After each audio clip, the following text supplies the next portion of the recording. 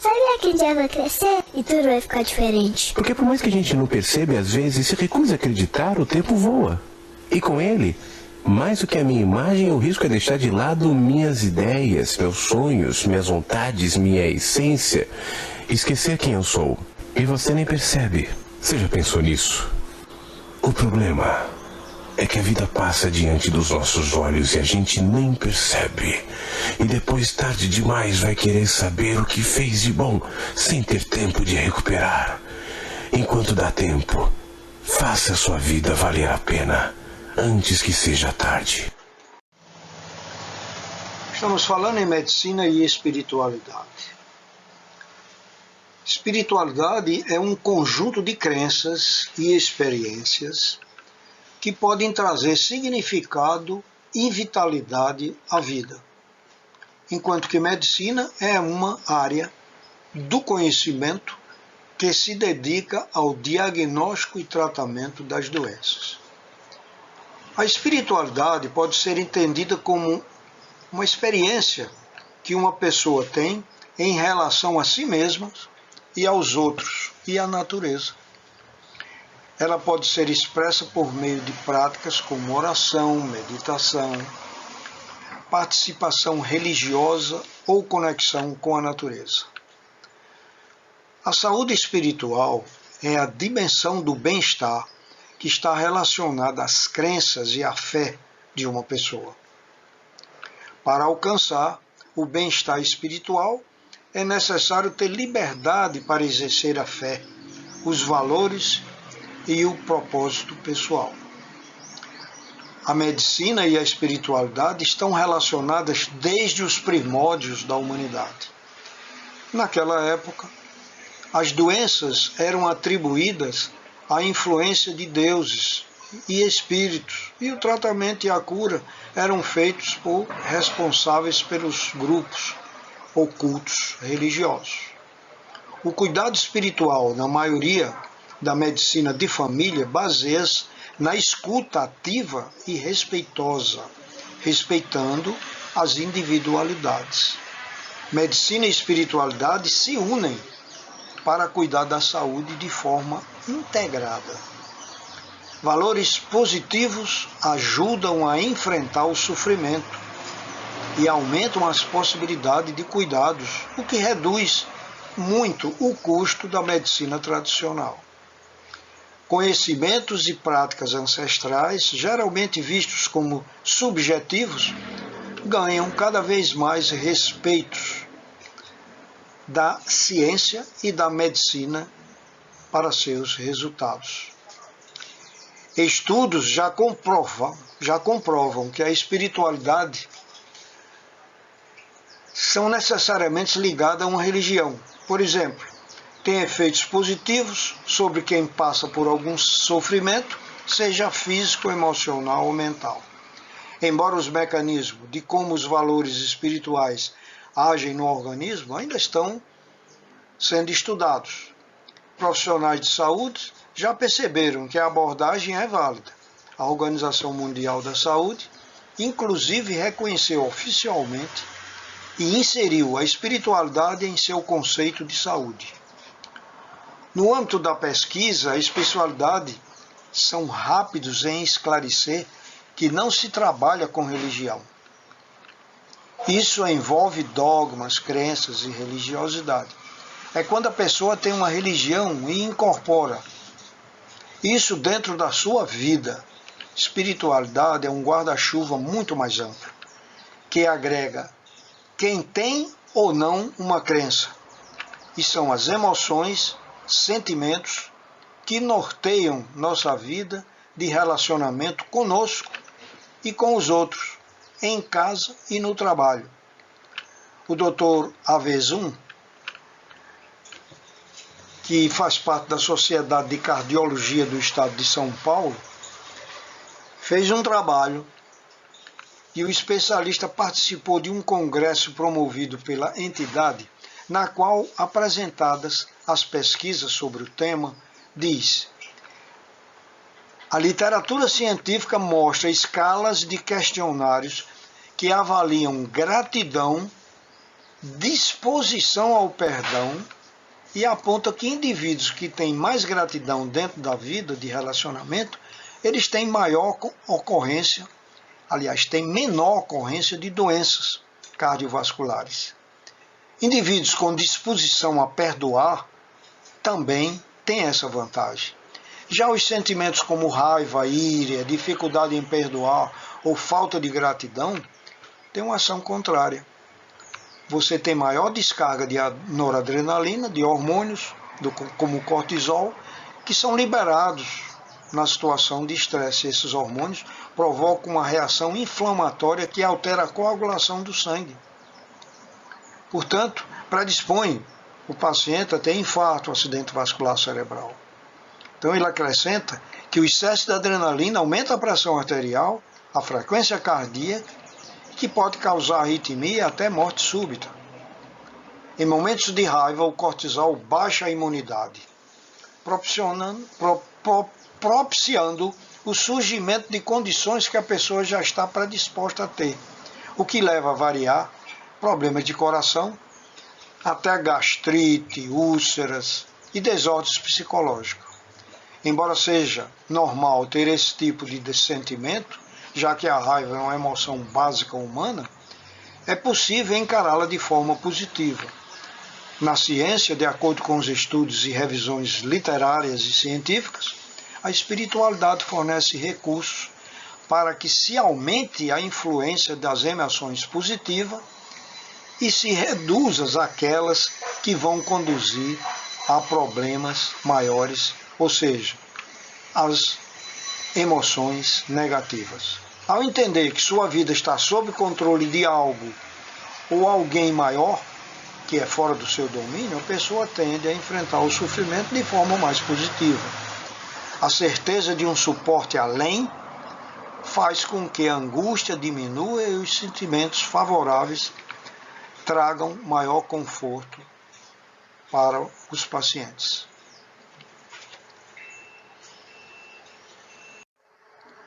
A espiritualidade é um conjunto de crenças e experiências que pode trazer significado e vida para a nossa convivência normal. A medicina e a espiritualidade estão relacionadas desde os primórdios da humanidade.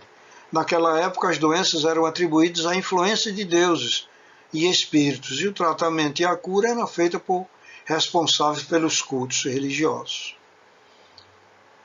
Dr. Azevun, ele acredita que o excesso de adrenalina aumenta a pressão arterial e a frequência cardíaca. Todos nós médicos sabemos disso, e que pode causar arritmia e até morte súbita.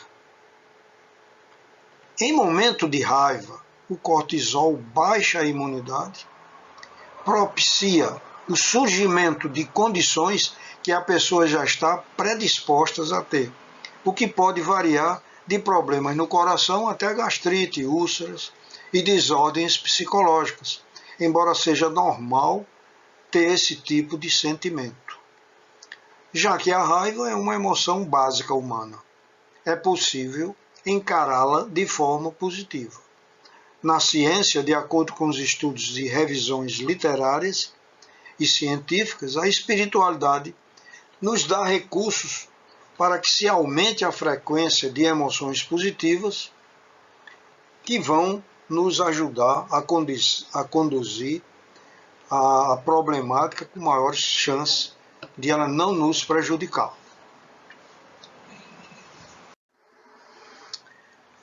Então agora nós vamos ver o relacionamento que tem de uma coisa para a outra, né? No entanto, já há registros de práticas médicas há mais de 10 mil anos, como a trepanação craniana, por exemplo. A história da medicina teve início há milhares de anos, com origem em rituais e magias que tinham como objetivo afastar as doenças. A arte de curar, significado da palavra medicina, derivada do latim, é, portanto, uma prática antiga, mas que está em constante evolução.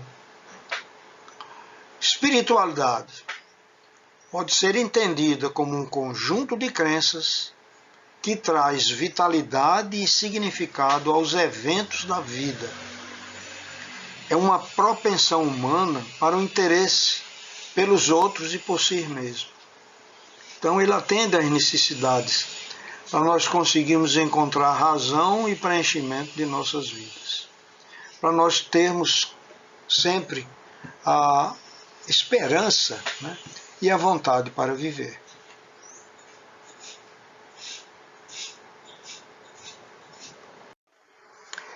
Eu sempre gosto, nas minhas conversas, nas minhas aulas, e mesmo aqui no nosso programa, sempre utilizar um pouco da história, né? Quando a gente fala de qualquer assunto, é importante a gente mostrar como foi que isso começou. Então, Imhotep, o significado deste nome é aquele que vem em paz. Esse é o nome, a tradução do nome Imhotep, que a gente encontra muitos na literatura. Imhotep morreu 2.500 anos antes do nascimento de Hipócrates, que é conhecido na atualidade como o pai da medicina. Aproximadamente 100 anos após a sua morte, Imhotep foi considerado um semideus médico. Em aproximadamente 525 antes da nossa era comum, cerca de 2.000 anos após a sua morte, ele foi elevado à categoria de Deus. Então Imhotep é aquele Deus da paz, que vem para a paz. Patrono dos médicos do Antigo Egito, Kemet, endeusado na época, a invocado nas orações, Imhotep foi reconhecido pelos egípcios no Novo Império como o Deus dos medicamentos. Seu templo pode ser considerado o primeiro hospital da humanidade. No Egito existia a biblioteca faraônica Imhotep, que armazenava todos os seus tratados de medicina e cirurgia. Atribui-se a ele os primeiros tratados médicos que foram escritos. Imhotep diagnosticou e tratou mais de 200 doenças. 15 doenças do abdômen, 11 da bexiga, 10 do reto, 29 dos olhos, 18 da pele, cabelo, unhas e língua. Tratou ainda da tuberculose, de cálculos biliares, apendicite, gota, artrite e fez algumas cirurgias. Também era do seu conhecimento a posição e a função dos órgãos vitais do nosso corpo, bem como a circulação sanguínea. Isso, como eu falei, 2.500 eras antes de Hipócrates. Na história egípcia, a era Imhotep é considerada como uma grande sabedoria. O primeiro grande herói nacional do Egito era tido em alta consideração como médico e sábio, ao ponto de 23 séculos após sua morte ser deificado como Deus tutelar da medicina.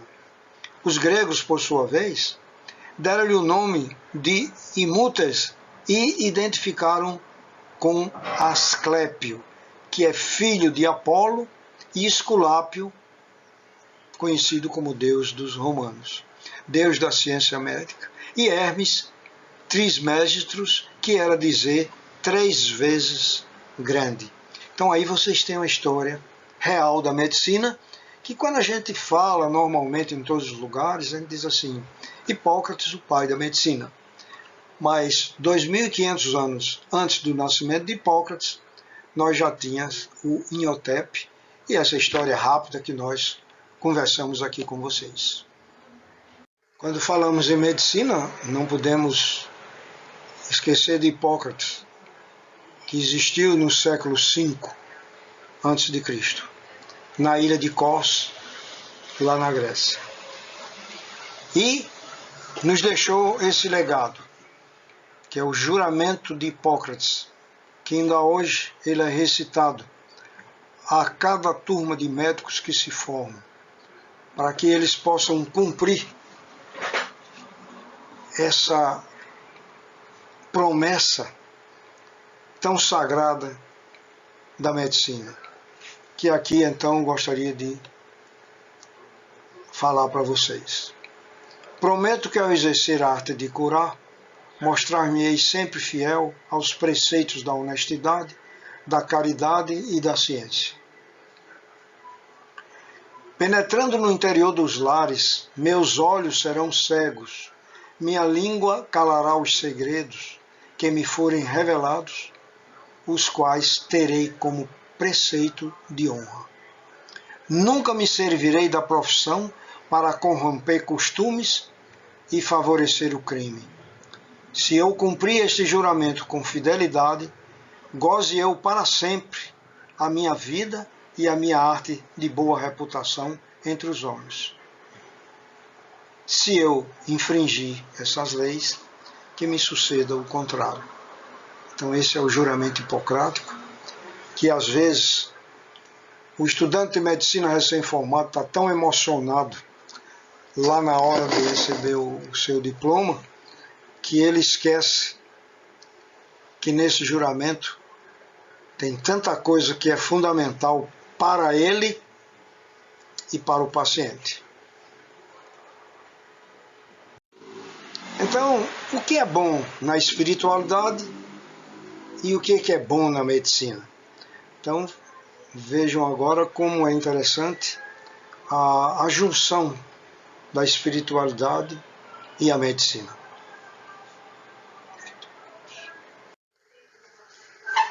O que é bom na espiritualidade e na medicina? A espiritualidade e a medicina podem se unir para cuidar da saúde de forma integrada, pois a espiritualidade pode ajudar a melhorar a saúde física e mental. Então, melhora do estado psicológico. A espiritualidade pode ajudar a melhorar o estado psicológico, pois ela traz esperança, perdão, altruísmo e amor. Aí é espiritualidade, não é medicina. Mas ela melhora muito o paciente quando você pratica a paz, a esperança, o perdão e o altruísmo e o amor. Depois vem a redução do estresse. A espiritualidade pode ajudar a reduzir o estresse e a melhorar a estratégia para lidar com problemas. Muitas vezes o paciente suspeita que está com um problema de saúde e passa a ficar muito estressado. Ele passa a viver a doença antes de saber mesmo se ela é real ou não. E às vezes, se o médico tiver espiritualidade nele, tiver compaixão, se tiver humanização, às vezes ele, mesmo dizendo a doença ao paciente, ele mostra o caminho, como ele prosseguir, como até se libertar daquele mal. Isso reduz do paciente o estresse. Não tem remédio que faça isso. Aumento das emoções positivas. A espiritualidade pode ajudar a aumentar a frequência das emoções positivas e reduzir aquelas que podem levar a problemas maiores.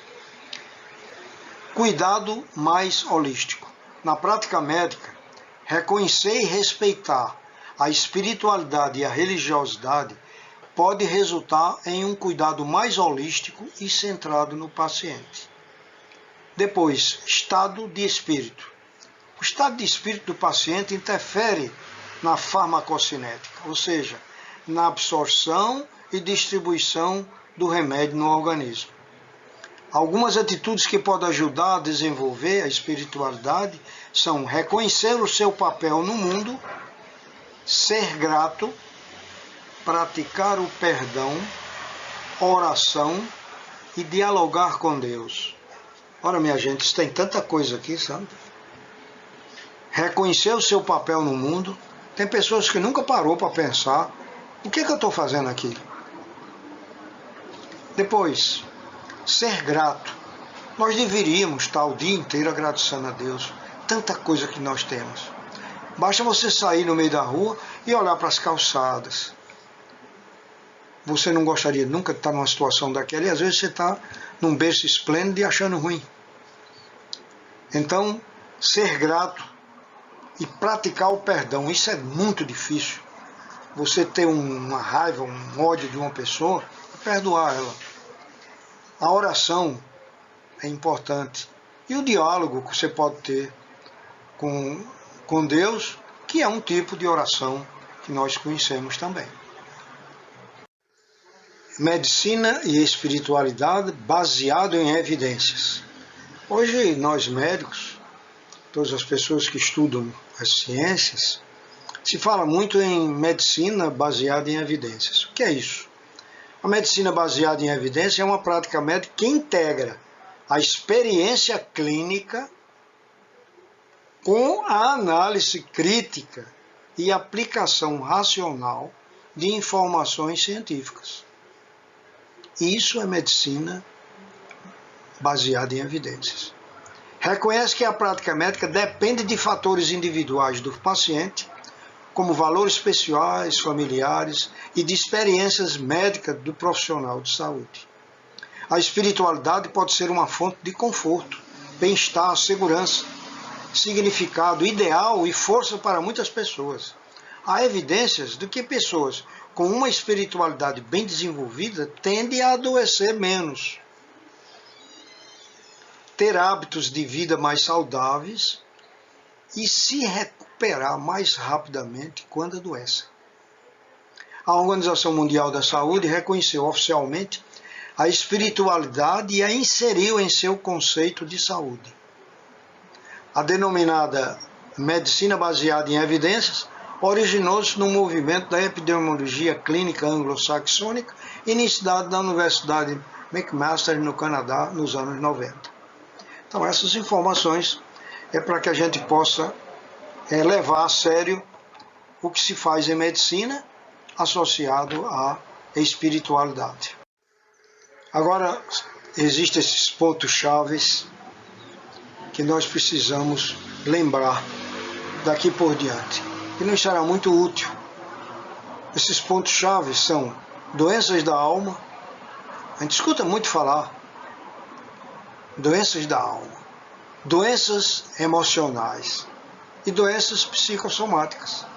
Quer dizer, são termos assim bem amplificados que a gente precisa entender que doenças da alma é um termo mais metafórico, frequentemente usado para descrever um sofrimento emocional profundo que pode não ter um diagnóstico clínico específico, refletindo uma profunda sensação de desconforto ou desarmonia dentro de si mesmo. Essas doenças da alma, elas são altamente assim sofridas para a pessoa que as sente, porque ela é assim ignorada pelas pessoas. Não se dá muito valor a essas pessoas com esse tipo de sofrimento. Depois, doença emocional, uma condição de saúde mental clinicamente reconhecida como depressão, ansiedade ou transtorno bipolar, em que a desregulação emocional é o sintoma primário. Então, doença emocional são doenças diagnosticadas psiquicamente, pelo psiquiatra, e é conhecida como depressão, ansiedade, transtorno bipolar, em que essa desregulação emocional é o sintoma primário. E doenças psicossomáticas. Nós escutamos muito falar sobre doenças psicossomáticas. Esse termo preenche a lacuna entre doença da alma e a doença emocional. Ela fica no meio dessas duas, pois descreve sintomas físicos que se manifestam devido a sofrimento psicológico subjacente, essencialmente onde a turbulência emocional se manifesta fisicamente. Como curar o emocional? Então aí é que entra uma série de coisas para a gente entender como tem coisas que se tratam com medicamentos, tem coisa que se trata com palavras e tem coisas que se trata com o autoconhecimento. Aqui é que entra a verdadeira ciência médica. Doenças e suas origens. Não se pode tratar nenhuma doença sem antes você saber como ela começou, quais são suas origens. A isso, nós precisamos realmente de ter uma conversa muito tranquila com o paciente, que se chama anamnese, coisa que hoje, às vezes, pela pressa, o médico conversa pouco com o paciente. Mas para você saber a origem da doença, para você dar o diagnóstico da doença, é na conversa que você tem com o paciente, ele vai lhe dizer o diagnóstico. Porque ele vai contar a história dele, e a história dele, dentro dos conhecimentos do médico, vai dizer a ele o que o paciente tem. Então, todos nós devemos lembrarmos, nós profissionais de saúde, estudante de medicina, que breve será um médico, e o paciente, a pessoa simples, comum, normal, quando for ao médico, conte a história, como ela é. Não interessa se você acha que ela não é importante. Conte a doença, como ela começou, como ela evoluiu, como você está sentindo e, finalmente, na sua ansiedade, que é o medo que você tem de estar com qual ou tal doença. Isso resume isso que nós estamos falando aqui, que é doenças e suas origens. Daí, então, vem o que muito interessa, que é o diagnóstico e o tratamento. Depois de termos conhecimento da história do paciente, dos seus sintomas, e de nós utilizarmos o nosso raciocínio clínico pelos estudos que tivemos desde o tempo da faculdade até os conhecimentos médicos atuais, aí sim nós podemos utilizar técnicas para ajudar o paciente. Essas técnicas são muitas. Pode ser as técnicas ayurvédicas, as técnicas espirituais e a ciência e a arte médica. Então, o que eu quero que vocês entendam? Se um médico utiliza a ciência e a arte médica, muito bem. Mas, se ele associar técnicas espirituais e técnicas ayurvédicas, ele é 3 vezes melhor. Mais útil, agrada mais ao paciente, está mais próximo do juramento que ele fez, porque qualquer colega médico que estiver assistindo agora o nosso programa, em grande parte da sua vida, em alguns momentos, ele sentiu que não estava só. Quando ele estava vendo um caso complicado, vem na mente dele alguma coisa, um auxílio, alguém perto, que vai lhe dar uma orientação, e ele às vezes se sai muito bem com essa técnica espiritual, que é uma coisa que vem de cada pessoa com o seu desenvolvimento. Ele vai aprimorando cada vez mais. Aí sim, com as técnicas espirituais e a ciência e a arte médica, ele pode ser um grande médico. E tem as técnicas ayurvédicas que a gente conhece, que são aquelas da meditação, da yoga, enfim, uma série de técnicas orientais que ajudam muito ao paciente melhorar emocional, espiritualmente e recuperar-se mais rapidamente, fisicamente, das doenças dele do corpo físico. Como nós vimos, uma pessoa já está doente, já está com sintomas, está com alguma coisa desse tipo. Mas como a coisa se desenvolve? No sentido que eu estava falando para vocês, no sentido espiritual, né? Então, a coisa se desenvolve assim: doença física, doenças espirituais e doenças de provações. Essas doenças físicas, espirituais ou doenças de provações, ela tem origem pela desobediência a Deus, o pecado. Cada um de nós, não existe ninguém que não tenha uma coisa que ele fez ou está fazendo, que ele intimamente sabe que é uma desobediência a Deus.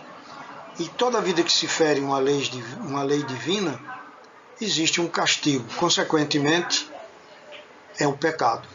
O pecado leva ao castigo, leva à doença. Doenças físicas, espirituais e doenças de provação.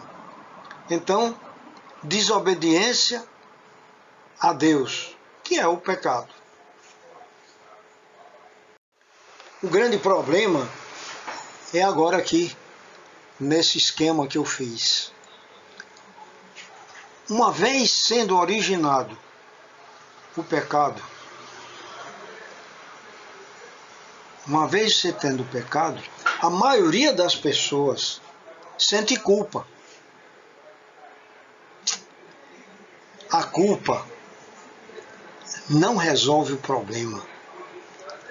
O pecado só é perdoado quando você tem o arrependimento. Não interessa o que você fez.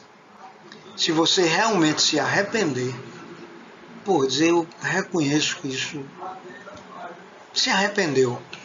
Logicamente que todo aquele estado anterior vai se transformar em saúde. E até em vida eterna, como dizem todas as religiões. É um esquema tão simples, né? Mas é muito difícil você ter um pecado, uma coisa que você fez ou faz, ao invés de ficar com sentimento de culpa, poxa, fiz isso. Mas se você tiver um arrependimento, sabe o que é arrependimento? É você reconhecer o erro e nunca mais fazer aquilo. Acho que deu para entender. É tão simples que a gente não acredita que seja verdade. Portanto, o pecado gera todas as doenças e o arrependimento cura todas elas. Traz a saúde e a vida eterna. Aí é onde entra o ajuste entre a medicina e a espiritualidade. É bom não se deixar o pecado causar a doença. É mais difícil. É quando você tiver o pecado, realmente você ter o arrependimento para você continuar tendo a saúde. Quais são os 3 pilares da espiritualidade? Os 3 pilares fundamentais na nossa vida são corpo, alma e espírito. Daí vem o que? O bem-estar, que é saúde física, emocional e espiritual. Enfim, é o que nós conversamos durante todo esse momento aqui com vocês.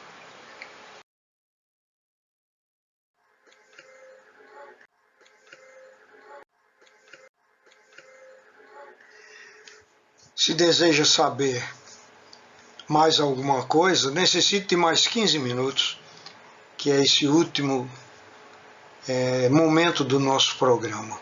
Nesses 15 minutos, nós vamos mostrar para vocês 3 tapes de pessoas que vão nos mostrar exatamente o complemento de tudo que nós conversamos até agora. Vamos lá.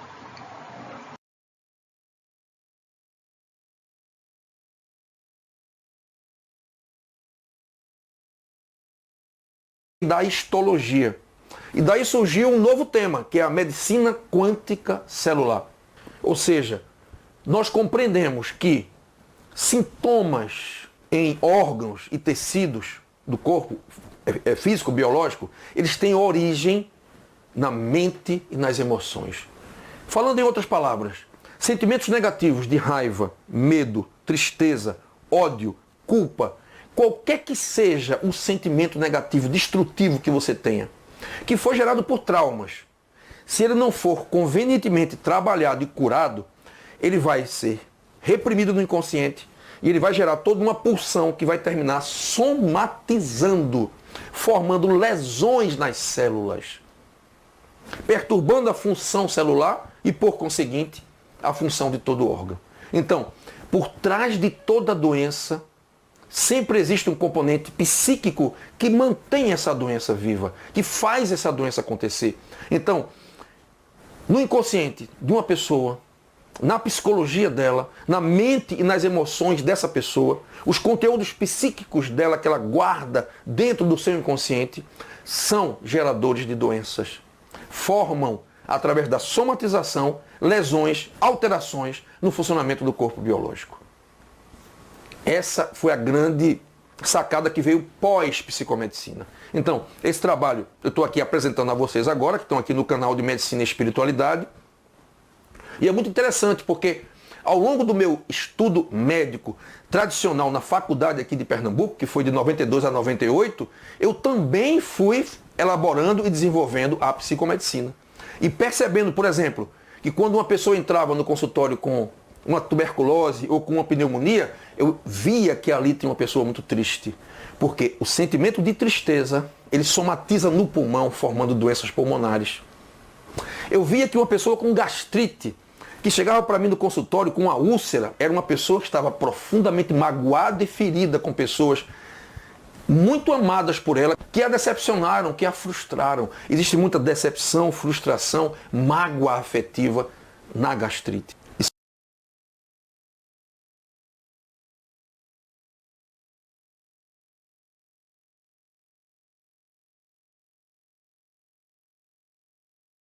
Futuro da medicina e qual que é a medicina do futuro?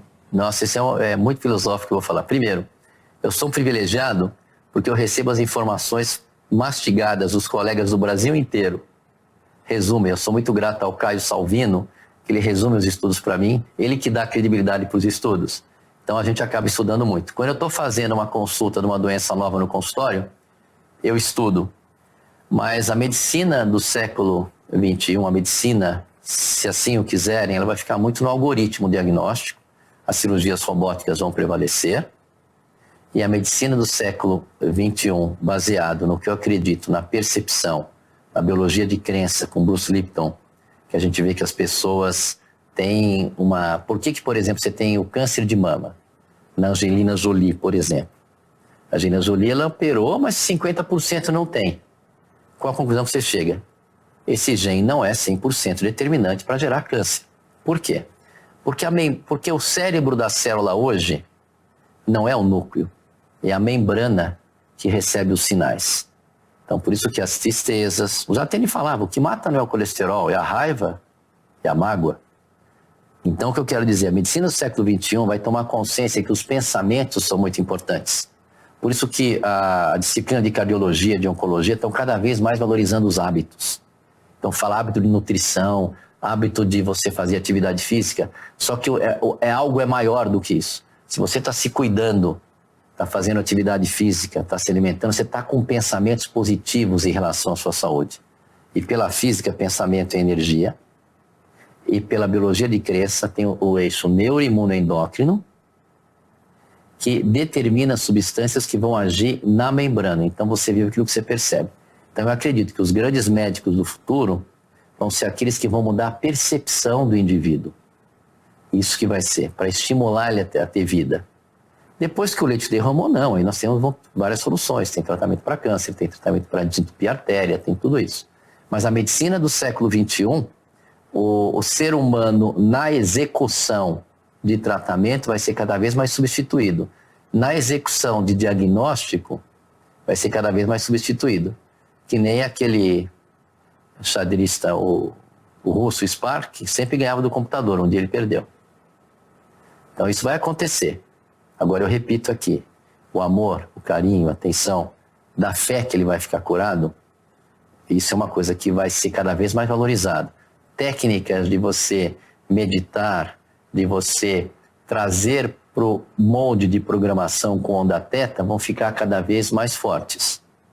Isso que eu estou falando é a minha impressão pessoal depois que eu vejo o sistema neuroimunoendócrino. Eu dei uma palestra que chama Ciência e Espiritualidade, Medicina do século XXI, Ciência e Espiritualidade finalmente juntas.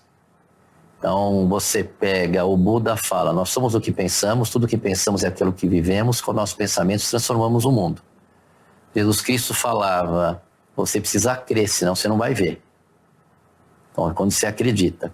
Aí você vê a física quântica, o que a gente vive é uma percepção, é uma construção mental. E eu vejo isso. Eu tenho milagres num livro que eu esqueci de trazer para vocês. O que fez a diferença foi o paciente acreditar em mim. Eu nem estava sabendo isso. Então, a medicina do século XXI ela vai ficar mais automatizada. Os colegas que fazem diagnóstico vão ser substituídos por softwares de algoritmos. Mas a interface ainda vai ser mudança de percepção. Essa é a minha ideia. Se deixarem, né? Vamos ver.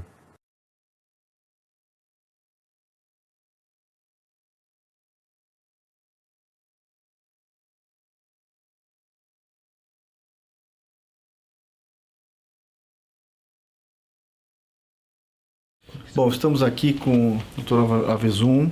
O Álvaro é um pesquisador conhecido da cardiologia, dos pesquisadores, diretor de pesquisa do Hospital Oswaldo Cruz e livre-docente da Faculdade de Medicina.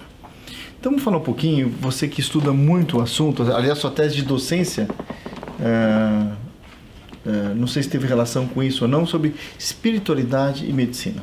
Não, Calil, muito obrigado pela oportunidade. Primeiro que nós médicos, nós temos que desmistificar que isso seja um assunto de religião. Isso é um assunto da ciência. Então a ciência tem que investigar a espiritualidade no processo de adoecimento e no processo de evitar o adoecimento. Nessa área, nós temos que diferenciar o que é religião, sistema de crenças, dogmas, sistemas, religiosidade, ou quanto as pessoas que têm uma religião seguem, vão à missa, vão ao culto, vão à sinagoga, fazem leituras pertinentes. Mas espiritualidade envolve a nossa maneira de reagir a situações desfavoráveis ou adversas da vida. E aí, tem indivíduos que perdoam, outros não. Tem indivíduos que têm compaixão, outros não. Tem indivíduos gratos, outros não. O que isso tem a ver com a ciência? É passível de ser avaliado na ciência por meio de questionários, disposição ao perdão, gratidão, otimismo, altruísmo, propósito de vida, e isso tem implicação no aumento de sobrevida. Então veja que questão interessante. A nossa maneira de reagir à vida, em casa, no trabalho, na via pública, pode ser o pontapé inicial do processo de adoecimento cardiovascular e mesmo para câncer também. Como assim?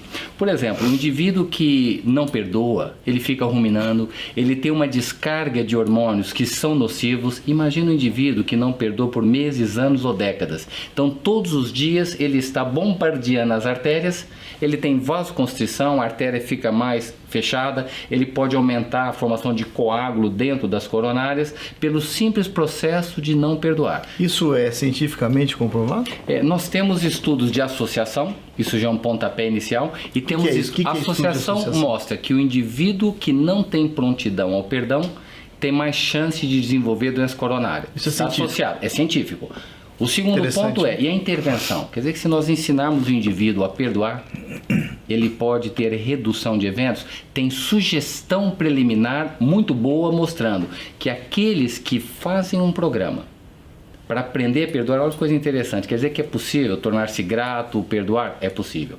E esses indivíduos tendem a ter menos isquemia, falta de sangue no músculo cardíaco.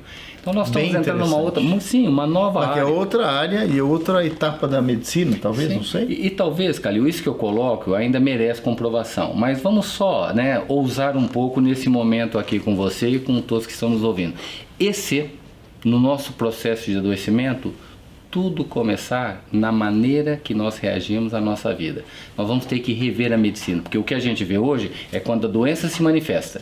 Mas quando a doença se manifesta, pode ser tarde. E se o processo iniciou porque o indivíduo não é grato, porque o indivíduo é raivoso, porque fica ressentido, magoado, nós temos que rever tratamentos, prevenção e mesmo abordagem nossa com os pacientes. Bem interessante, né? Então, faz parte do estilo de vida, né? Total. O estilo de ser da pessoa, é isso? Estilo de ser. Eu concordo que estilo de vida, às vezes a gente pensa. Eu que ranheta o tempo inteiro, estou morto, então. Mas vamos pensar o seguinte: você ranheta por uma boa causa, eu acho que essa ranhetismo não é problema. Eu sou um ranheta. Mas dentro. Então, quer dizer, eu estou com os dias contados. Acho que não. Quem é que sabe o que vai aí dentro, né? Então, tchau, pessoal. Se a teoria do Dr. Álvaro estiver certa, eu devo estar prestes a partir. Não diga isso.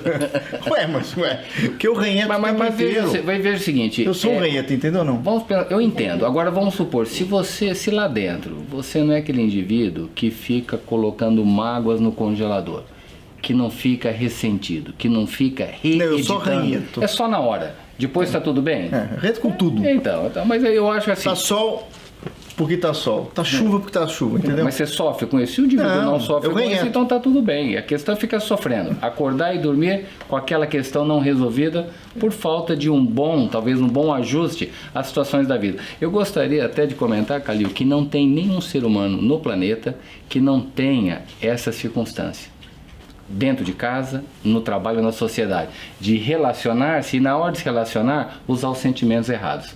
Então aquilo que a religião, por milênios algumas por séculos, vinham falando, é interessante do ponto de vista religioso. Mas o que nós estamos falando é... Estamos falando de ciência. Nós não estamos falando de religião. Não tem nada. Nem criticando religião, nem julgando. Nós estamos falando em ciência. Exatamente. E eu acho que é função da ciência comprovar, porque isso torna o mundo melhor. Você concorda que, aumentando a atividade física e a alimentação saudável, as pessoas vivem mais? E de novo, colocando um novo capítulo. Se a nossa maneira de viver, nesse aspecto dos sentimentos, edificantes ou negativos que a gente usa, for o pontapé inicial de adoecimento ou de evitar que a gente adoeça. Porque envelhecer com pequenos adoecimentos faz parte, mas a questão é você interromper a vida com eventos fatais e eu diria, eventualmente, antes daquilo que seria planejado pelo estilo de vida. Claro. Muito obrigado. Eu que agradeço. Bastante interessante.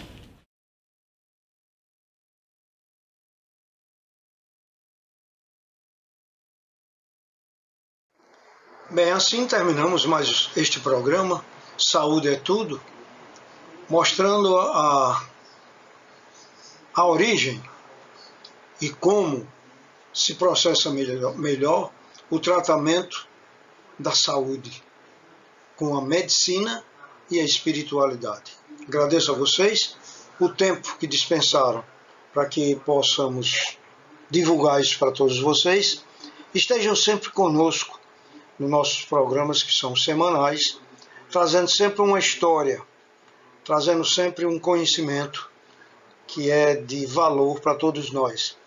Inclusive, o início desse nosso programa, há muitos anos atrás, a finalidade dele foi a pessoa que tem um sintoma clínico, uma enfermidade, saber mais ou menos o que ele está sentindo e saber qual o profissional que ele deve procurar, já que aqui nós mostramos todas as especialidades médicas. Trazemos sempre colegas top de linha de cada especialidade para conversar conosco aqui e juntos nós aprendermos a ciência médica, que associada à espiritualidade torna-se uma coisa divina. Até o próximo programa.